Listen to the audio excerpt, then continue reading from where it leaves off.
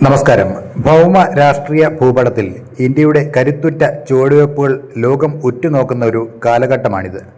വൻ ശക്തികളുടെ സമ്മർദ്ദ തന്ത്രങ്ങൾക്ക് മുന്നിൽ മുട്ടുമടക്കാതെ സ്വന്തം ദേശീയ താൽപ്പര്യങ്ങൾക്കും തന്ത്രപരമായ സ്വയംഭരണാധികാരത്തിനും ഇന്ത്യ നൽകുന്ന പ്രാധാന്യം ഒരിക്കൽ കൂടി തെളിയിക്കപ്പെട്ടിരിക്കുകയാണ്.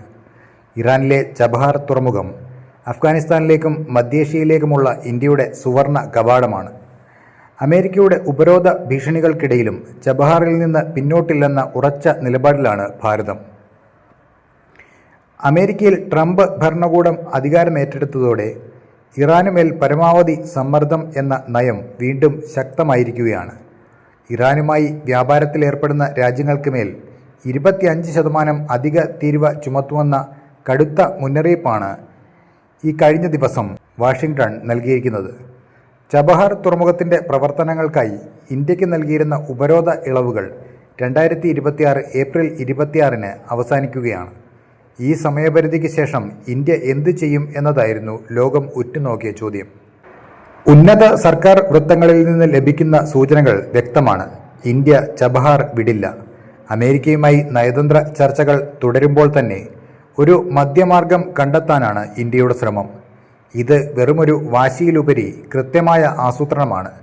ഇതിനകം തന്നെ $120 മില്യൺ നിക്ഷേപ വാഗ്ദാനം ഇന്ത്യ നിറവേറ്റിക്കഴിഞ്ഞു. ഉപരോധങ്ങളെ മറികടക്കാൻ സർക്കാർ നേരിട്ട് ഇടപെടാതെ പുതിയൊരു കോർപ്പറേറ്റ് സംവിധാനത്തിലൂടെ പ്രവർത്തനം തുടരാനുള്ള നീക്കങ്ങളും അണിയറയിൽ നടക്കുകയാണ്. ചൈനയും പാകിസ്ഥാനും ചേർന്ന് വികസിപ്പിക്കുന്ന ഗ്വാദർ തുറമുഖത്തിന് ഇന്ത്യ നൽകുന്ന ശക്തമായ മറുപടിയാണ് ചബഹാർ.